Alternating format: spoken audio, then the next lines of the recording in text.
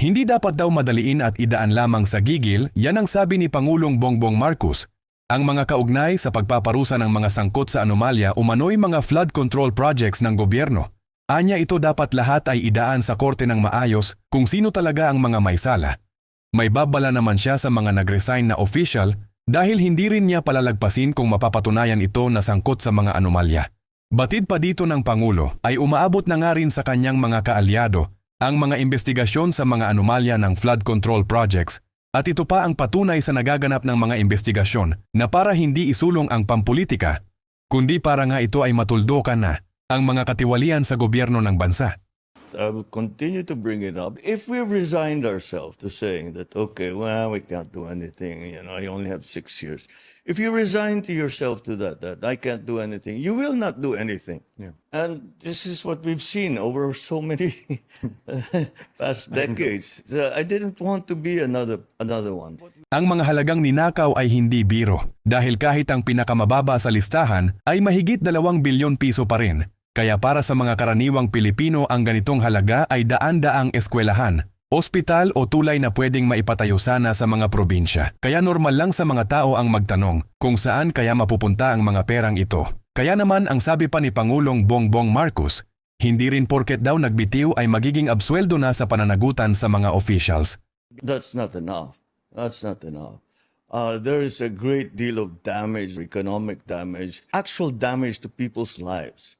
I mean, very simple. A lousy flood control project that collapsed during the flood that killed a family. I mean, how can you live with that? I can't live with it, so I won't live with it. So I will keep pushing. At para daw maiwasan ang ghost at subs standard na proyekto, dapat daw ibalik ang acceptance requirements kung saan kailangan muna inspeksyonin ng lokal na pamahalaan na proyekto bago nga ito bayaran ng kontraktor.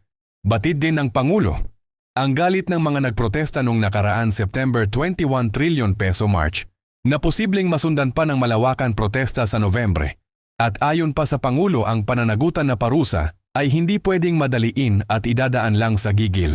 The sins they committed it's hard to swallow. I understand that, but if we are a nation, a people of laws. We have to follow the law.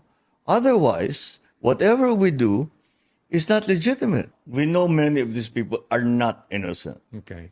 But if you're going to bring them to court, you must have a very strong case. Sa pagpapatuloy naman ng imbestigasyon ng Independent Commission for Infrastructure o ICI, dahil nga umaabot na rin sa kanyang mga kaalyado at ipapatawag na ang dating House Speaker Martin Romualdez, na hindi ito sasantuhin kahit daw ba napinsan niya ito ni PBBM.